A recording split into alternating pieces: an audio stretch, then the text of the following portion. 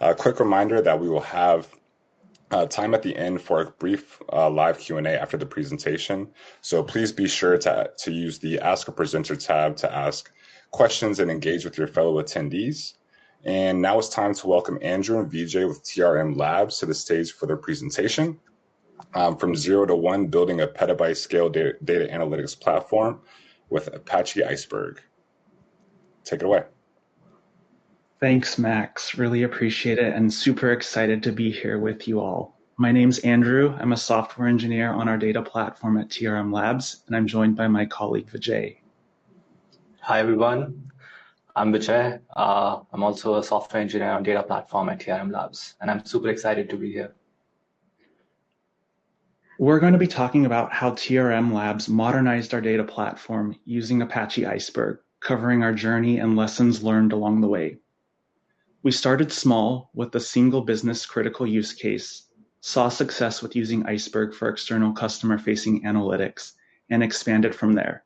It's our hope that if you're considering Iceberg as a table format for your business, that you'll be inspired by our journey, or if you're an Iceberg power user, that you may learn a tip or two to help you out. Now first, a quick little plug about our employer. TRM Labs provides blockchain intelligence tools to help clients detect and investigate financial crime, and we serve customers globally. Our customer base spans financial institutions, crypto business, and government agencies. The data over which analytics are done aren't just for internal reporting. Our clients depend on fast insights from very large data sets, and Iceberg has allowed us to balance performance and cost. We handle petabytes of blockchain data across 60+ blockchains with hundreds of concurrent queries. Let's take a quick look at what we'll be covering today. We'll first start with an overview of external customer analytics at TRM Labs. Then we'll delve into the challenges we faced with our previous solutions. Next, we'll walk you through our adoption journey with Iceberg, including our evaluation, benchmarking, architecture, and key decisions. Following that, we'll discuss the results and wins we've achieved. Finally, we'll also cover some important lessons that we learned along the way, specifically Iceberg performance tuning and optimization to improve read performance for data consumers. Finally, we'll wrap up with our future outlook and recommendations for adopting Iceberg. If you can take away anything from our presentation today, it'd be these 4 points. First is, with the right query engine, Apache Iceberg has enabled us to deliver low latency customer-facing analytics, even at the scale of hundreds of terabytes. At TRM Labs, by leveraging sorted Iceberg tables, we've been able to achieve fairly impressive P95s and averages for all of the workloads that we've migrated today. Moving to Iceberg has also had a huge impact on our storage cost. We've seen about a 9x reduction in monthly spend by offloading data from SSDs and proprietary vendor formats to more cost-effective cloud storage. What's more, Iceberg has allowed us to skip the L in ETL. Since we're querying data directly in cloud storage, there's no need to load it into a dedicated serving engine. Lastly, data layout, compression, and caching have been super instrumental to allowing high-performance reads with Iceberg.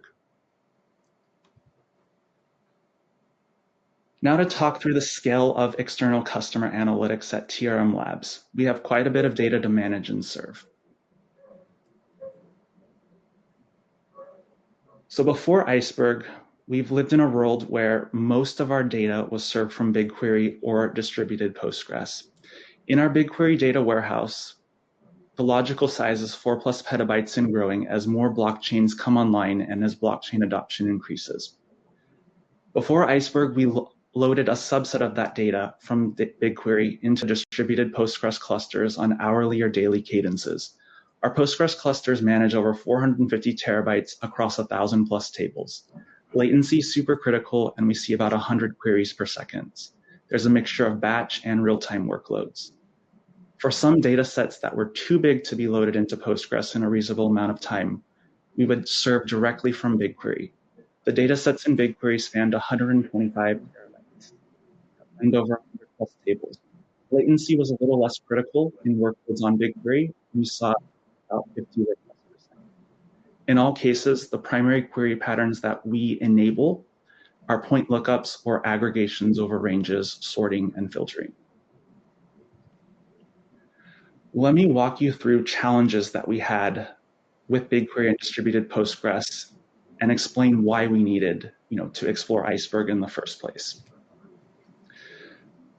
So BigQuery served us well in the cloud, but it wasn't an option when we started to have customer-driven demand for on-prem deployments. Deployment flexibility was limited. Performance was also sometimes inconsistent. We'd occasionally run into too many concurrent queries, or performance would be spotty depending on what other workloads are running. Postgres, on the other hand, increasingly struggled at our scale. Storage costs with SSDs were becoming unsustainable. Backfilling and updating large blockchain was operationally complex. We often, found ourselves waiting for indexing to complete or a long-running copy task to finish. Scalability was also limited without costly resharding or rebuilding of our distributed Postgres clusters, and aggregations over growing data volumes became increasingly slow. We needed a new solution, something that could handle massive data volume, something that could reduce operational complexity, be cost-effective at scale, support both batch and on-premise deployments, and deliver performance comparable to BigQuery but without vendor lock-in. Iceberg became that solution for us. Our initial motivation was to move serving workloads off BigQuery to run them on-premise. After success with that migration, we saw the opportunity to gradually peel off more workloads from Postgres and put them onto Iceberg. And now we're looking to move our entire 4 petabyte data lakehouse over to Iceberg. Iceberg's really allowed us to consolidate our architecture, control cost, and improve operational efficiency. I'll now hand it over to Vijay to talk through our adoption journey with Iceberg. Thanks, Andrew. Now we'll walk you through how we moved from early evaluation and testing all the way to full-scale production deployment for our first use case on Apache Iceberg. We'll also share data points we considered, decisions and trade-offs we had to make, and how all of that shaped a solution we now trust to operate at petabyte scale. This all started in October 2023. We began exploring alternatives to support growing customer demand for an on-prem solution that was beyond BigQuery. We evaluated several engines and table formats, and Iceberg stood out for its performance and long-term fit. By end of Q4 2023, we were committed to adopting it. We set up the necessary infrastructure to support the lakehouse architecture, and by April, we had migrated our first major customer-facing workload. This gave us the confidence to operate Iceberg and lakehouse architecture at scale. Since then, we've migrated 9 more workloads off the distributed Postgres cluster, improving performance, reducing cost, and more importantly, enabling use cases that weren't previously feasible. While what led ultimately to choosing Iceberg was our internal benchmarking, we also considered other table formats such as Hoodie, but it didn't meet our read performance targets for batch use cases. Delta Lake was ruled out early since we didn't want to be tied to Databricks ecosystem at that time. That said, Iceberg stood on its own merits too.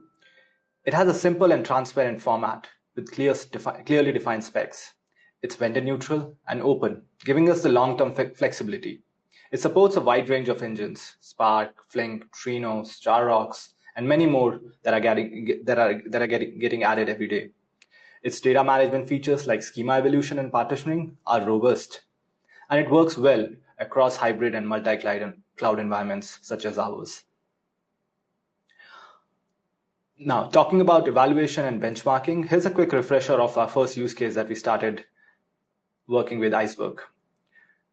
As Andrew shared earlier, this was a customer-facing analytics workload, which was previously served by BigQuery, over 125 terabytes of data, 100 plus tables getting updated every day with a steady growth of 2 to 3% monthly. This was the real test for Iceberg, and it set the bar for what a new serving layer needed to deliver. What you see on your screen are some results from our benchmarking. We tested multiple query engines, StarRox, Trino, DuckDB, with various different cluster sizes on our customer-facing workloads, using Iceberg tables with various partitioning and sorting. The tests included both point lookups and complex aggregations with array and date range filters. The results we saw gave us strong confidence in lakehouse architecture powered by Apache Iceberg with Starrocks as the query engine. It met our performance goals while aligning with our open and vendor-neutral strategy. After seeing the strong results from our benchmarking, we moved to the next step, getting our first workload into production. This meant setting up the core infrastructure, starting with the metadata management. For this, we forked the then tabulous open source REST catalog and deployed it on Kubernetes using a Postgres backend. We considered other alternatives available at that time, which were limited back then, such as Dataproc Metastore and Hive Metastore. But we found that REST catalog was a better fit for our needs. It was simpler, more cost effective, and built for modern cloud native environments. Next up was generating Iceberg tables. Early in our experimentation phase, we used Spark to partition and sort the data for testing. But when it came to productionizing, we had a decision to make: use Spark or leverage a newer BigQuery feature known as BigQuery tables for Apache Iceberg. Since most of our data already lived in BigQuery and our team had expertise with it, we leaned into BigQuery table approach. Despite it being in preview, it proved both cheaper and faster than Spark in most of our benchmarks for batch workloads. Even though Iceberg partitioning support is still pending for BigQuery tables for Apache Iceberg, we've seen solid read performance by utilizing sorting or clustering on key columns on the workloads that we have migrated so far. That said, BigQuery tables for Iceberg has other limitations as well. Things like branching, write audit publish, deletion vectors, and full maintenance control aren't available today. For use cases that need more control, we've started experimenting with Spark again. All our batch workflows are orchestrated with Airflow, and we use Iceberg REST catalog as a single source of truth. We've also built Apache Airflow jobs to keep the REST catalog in sync with the BigQuery's internal catalog. Here's a tip for you. If you're on GCP ecosystem, I would invite you to try BigQuery tables for Iceberg. Next up, we needed to choose a query engine to serve our user-facing workloads. While our decision again was heavily influenced by the results of our benchmarking, there were other important considerations as well. We went with Starrocks, an open source MPP engine with fast read performance due to its built-in caching for data lake tables and support for materialized views. Its architecture allows us to scale horizontally, and it integrates well with Iceberg, making it a good fit for our lakehouse serving layer. That said, one of the biggest advantages of using Iceberg is its interoperability. We are not locked in. If the performance or the architecture needs shift, we can switch engines, or better yet, use multiple in parallel. Here's a view of the Starrocks deployment used at TRM. We use a two-tier Kubernetes architecture to deploy the Starrocks cluster. Our first layer consists of on-demand nodes, which ensures reliability. And we have additional backend pods running on spot instances to add compute capacity and reduce cost. In our wider lakehouse setup, Starrocks is stateless. All the data is stored in Apache Iceberg. This design allows us to tolerate backend node preemption without data loss. It also allows us to scale compute more aggressively using spot nodes while maintaining a stable baseline of on-demand nodes. To improve spot reliability, we deploy regional clusters to avoid zone-level resource shortages. In our testing, Starrocks was also able to gracefully rebalance queries, even with one or two backend node preemptions at the same time. However, we would recommend adding API layer retries to improve robustness. Looking ahead, we plan to also migrate our Starrocks cluster on ARM-based machines with local SSDs for data cache storage. Our experimentation has shown that this architecture can further improve the query performance while also lowering our overall infrastructure cost. Putting it all together, for our external customer-facing analytics, this is the architecture that we currently have in place. We ingest batch data in BigQuery and process it primarily with BigQuery tables for Apache Iceberg. Since BigQuery tables for Iceberg isn't available on-prem, we use replication techniques to replicate that data across different clouds. Once the data is processed, it's stored in Iceberg format with metadata managed solely by our REST catalog. Starrocks serves as the primary query engine for serving analytics externally, and there are still few workloads that are handled by our distributed Postgres setup. The architecture that we have currently allows us to decouple compute and storage, giving us the flexibility to choose the best processing or query engine for each specific workload. Additionally, as I mentioned earlier, we are also experimenting with Spark for some of our use cases, particularly where we've seen partitioning can help improve performance.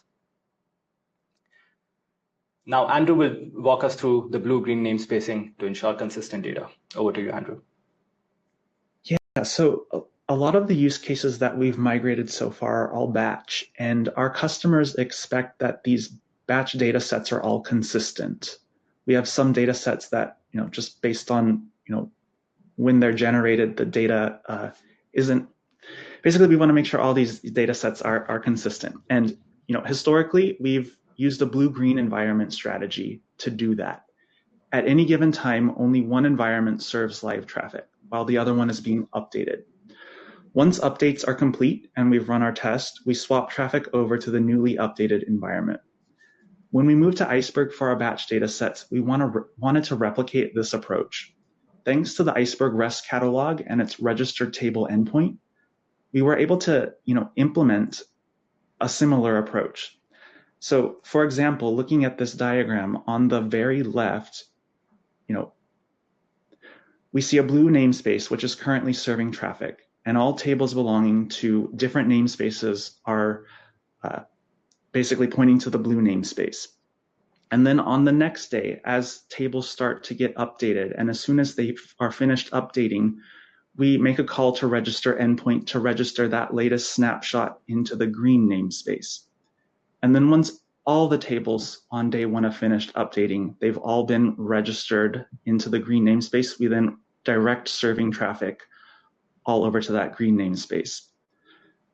We don't run any maintenance on these blue or green namespaces. It's just a logical pointer to the most recent snapshot of a given table. This setup has worked really well for us to ensure that all of our batch data sets stay in sync.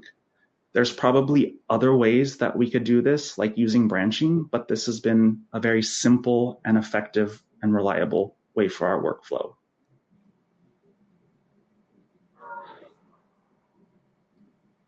Because we have a customer-driven demand to basically have Iceberg tables available in on-premise, and we're using BigQuery tables for Iceberg to do a lot of this table generation, we need to replicate our Iceberg tables over to on-premise sites.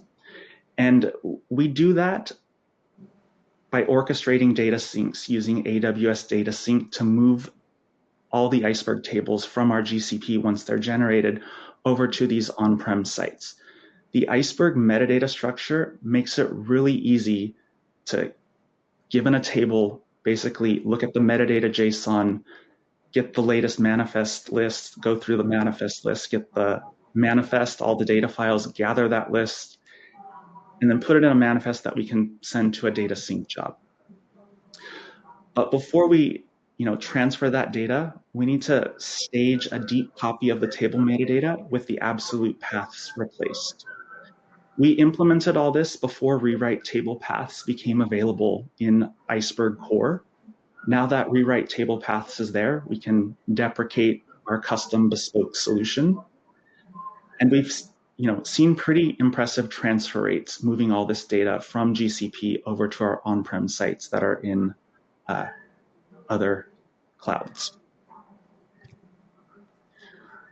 So now that we've looked at our journey in architecture, let's look at the actual results and wins that we've achieved by moving some batch workloads to Iceberg. We went from frequent timeouts over larger data sets and a tightly coupled system to 30% faster query performance and a 50% drop in error rate. By shifting, from distributed Postgres with SSD-backed storage to Iceberg on object storage, we significantly cut operational costs.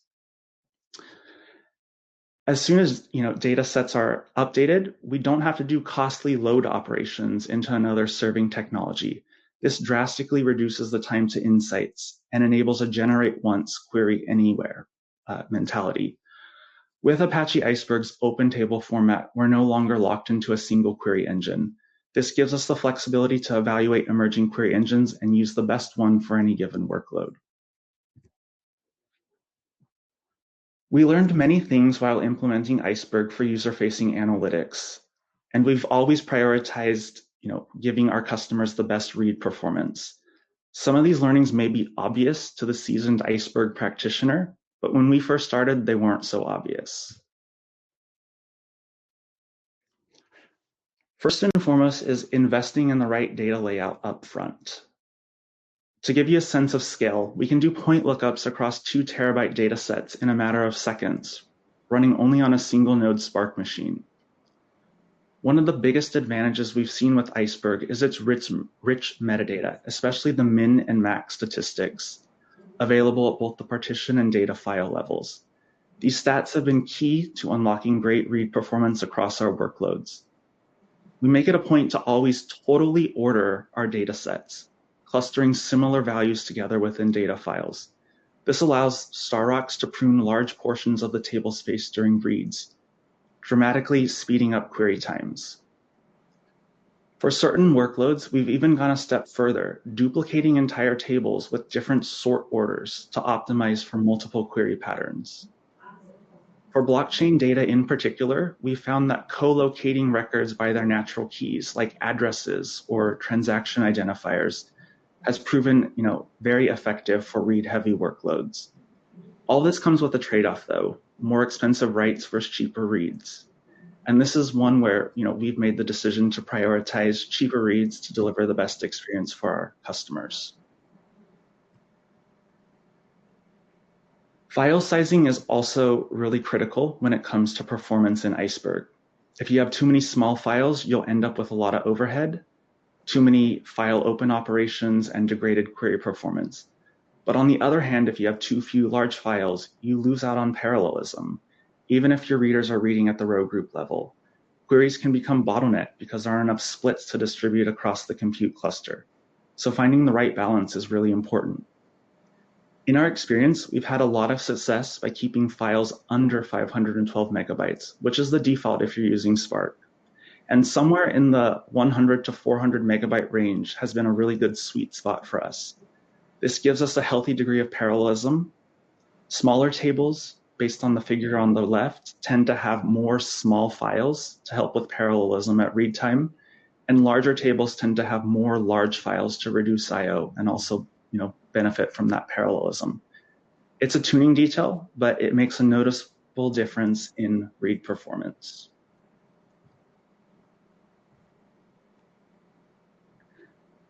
Parquet compression codec choice can also make a difference in performance. In our case, we tend to use Snappy, although the default Z standard is often good enough for many workloads.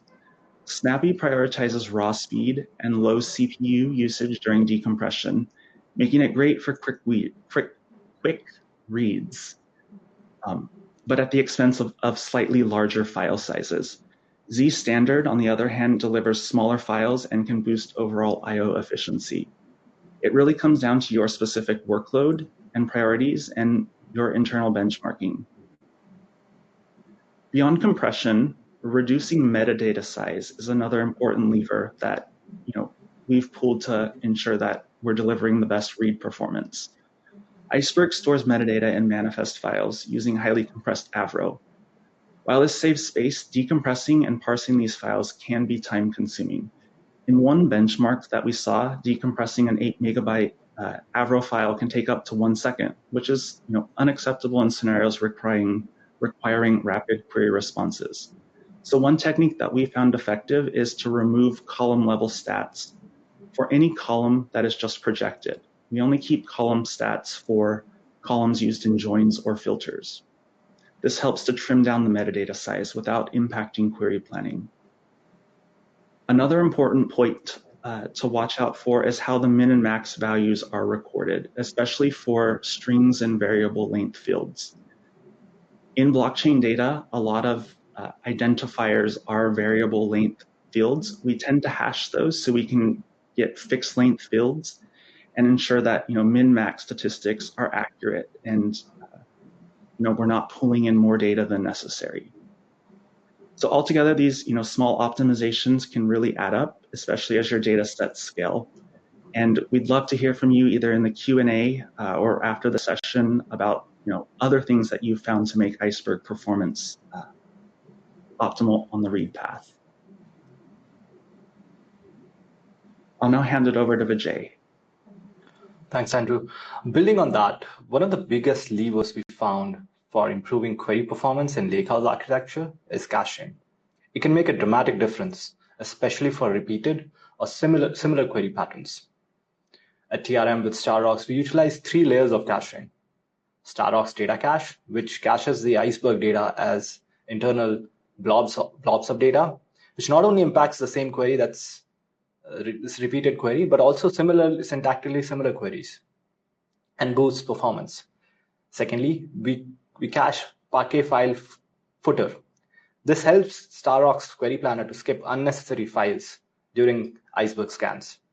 And finally, Iceberg metadata cache itself, which can accelerate query planning. As you can see on the chart, enabling these caches improve the response time by 2 to 3 times across different percentiles, especially with large gains at P95 and P99 levels. So if you are running user-facing analytics on lakehouse architecture at scale, caching isn't just nice to have, it's essential.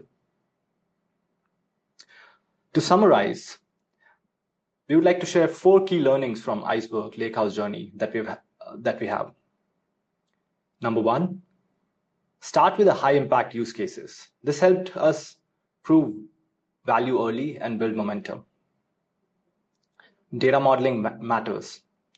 Tuning partitioning, sorting, and file sizes based on real queries made a lot of difference to our read performance. Caching is not optional, it's essential. Leveraging data and metadata caching gave us 2 to 3 times faster query performance, which was critical for customer-facing analytics. And finally, Iceberg metadata structure gives us the flexibility that we need to replicate tables across cloud environments consistently. Now that we have lakehouse architecture running in production, we've also realized some broader advantages that lakehouse architecture offers. Number 1, storage and compute separation gives us the flexibility to scale independently, optimize for cost, and replicate data without being tied to a proprietary format. Second, improved developer experience. With lakehouse architecture, allows engineers to safely test changes on full production data sets across environments without duplicating that data, which saves both cost and time. And lastly, data pipelines SLO. With lakehouse architecture, our pipelines are simpler, and we've been able to meet our SLAs more reliably.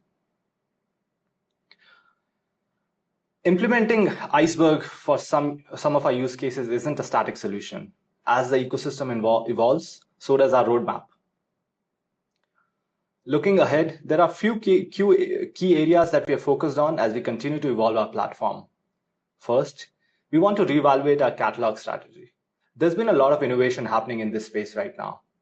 We're actively exploring modern catalog solutions like Unity, Polaris, Gravitino, Lakekeeper to see what best fits our needs going forward.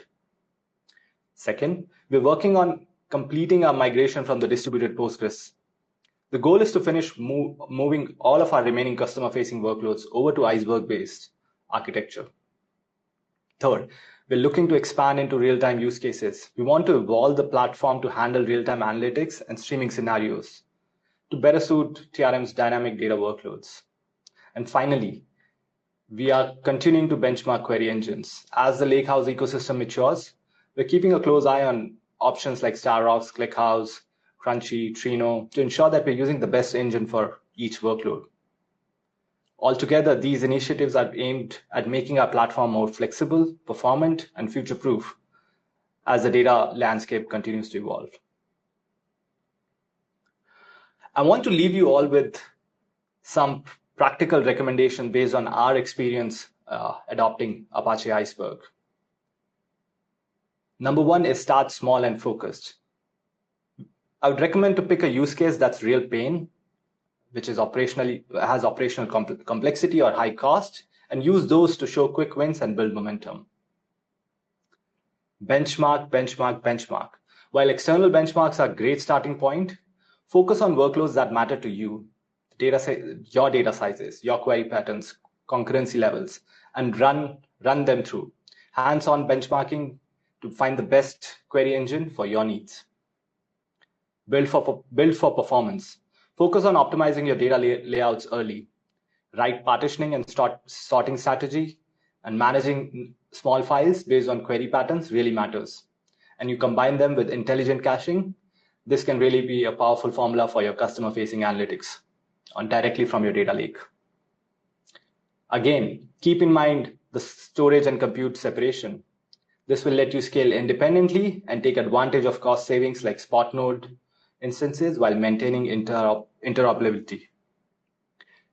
And also, finally, engage with stakeholders early and often. In our journey, we ran multiple internal workshops to upskill developers, set regular checkpoints to maintain momentum, and created a cross-functional working group to keep alignment and unlock quickly as we progress through our Iceberg adoption journey.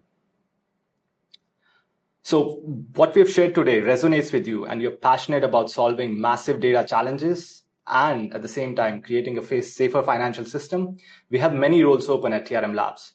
Head over to trmlabs.com/careers to check those out. I would like to thank you all for listening, and we would be happy to take your questions and continue this discussion.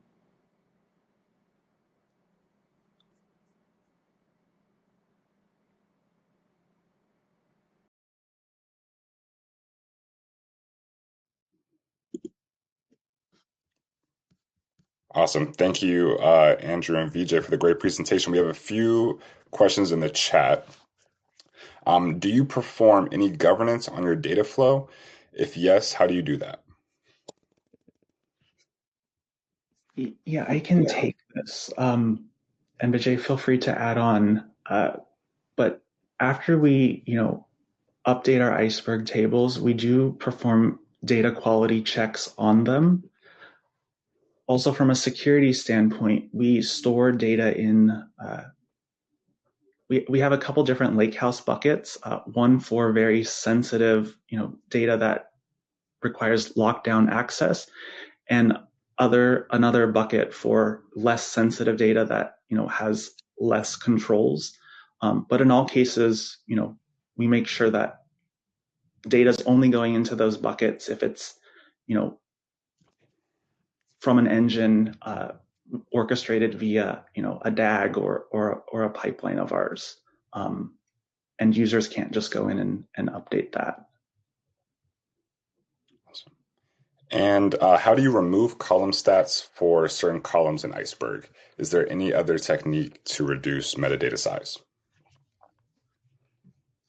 So if you're using Spark, I know that there are table properties that you can configure. I think it's write metadata metrics column, and you can give individual columns that you want metrics collected on or excluded on.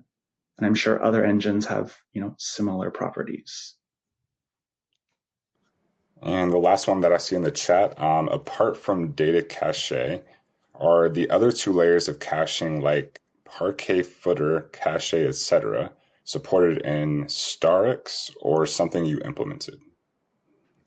Yes, both of those cache are supported directly in Starix. I would also like to add to what Andrew mentioned about governance. So we do use the GCP's IAM to govern the Iceberg datasets. But as you mentioned, we are looking at more advanced catalogs such as Unity and Polaris for this very reason. As our workload and as our platform evolves, we're looking into governance more and more.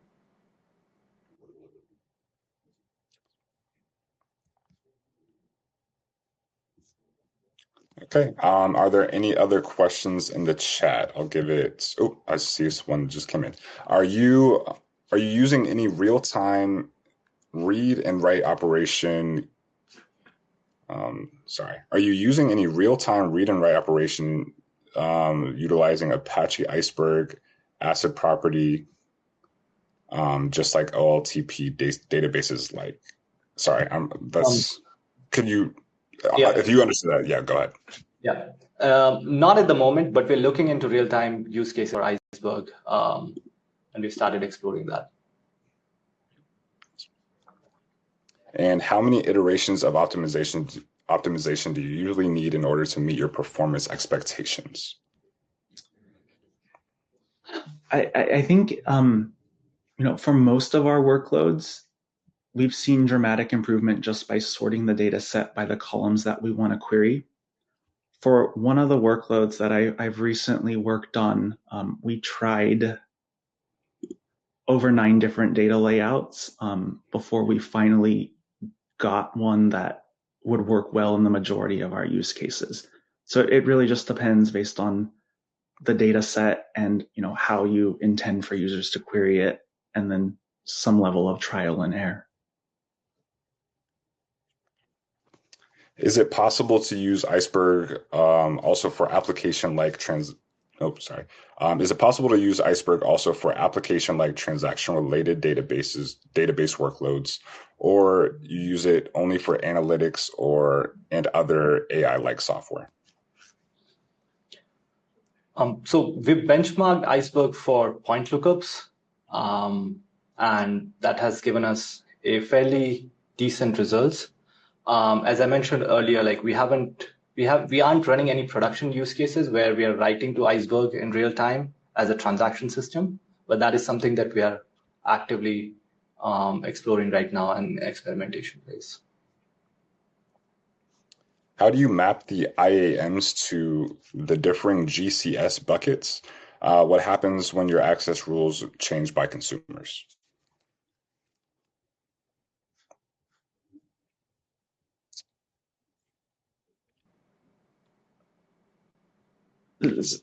So I think with that question,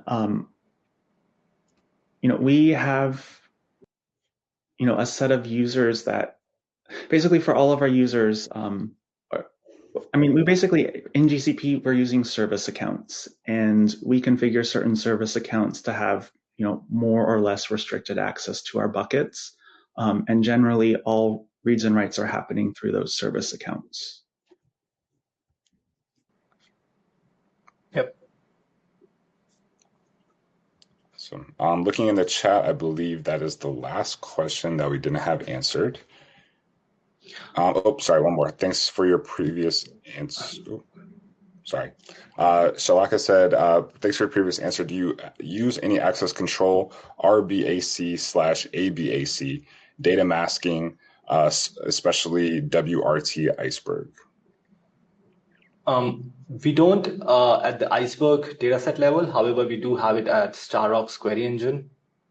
We have RBAC on query engine. With Iceberg, we are working and we are actively exploring catalogs that will allow us to do this.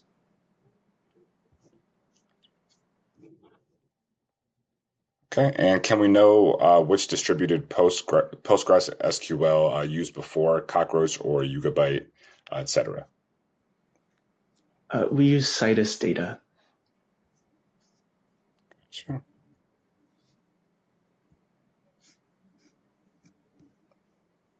Okay. One more. Are you using any real-time read and write operate? Or I think we already answered that one. Oh, sorry. How many iterations of optimizations do you usually need in order to meet your performance expectations? I think we answered that one as well. Yeah, we did. Okay, perfect. Yeah, that's all the questions in the chat, I believe. I think there's one more with respect to removing column stats. Andrew, I'm not sure if you answered that. We answered that one, but okay. If you're using Spark, there's a table property. I think it's write metadata metrics column and the column name. And I'm sure other engines have a similar property. Cool. Thank you so much, Andrew and Vijay. Thank you, and also thank you to the audience for all of the great questions. As a reminder, all sessions will be available on demand within 1 hour of the end of the event. We have maybe 2 more minutes left if you guys have any last minute questions. So I'll give it maybe 5 seconds for that.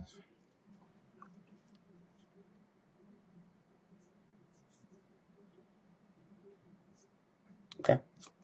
Well, awesome. Thank you guys so much. If you have any other questions, please make sure that you reach out to Andrew and Vijay. Up next in track 3, we have eliminating redundancies in ETL with Iceberg tables on Snowflake, presented by Nikita Pestrov with Zello. See you there. Thank you again, Andrew and Vijay, for a great presentation. Hope you guys have a great rest of the day. Thank you. Bye.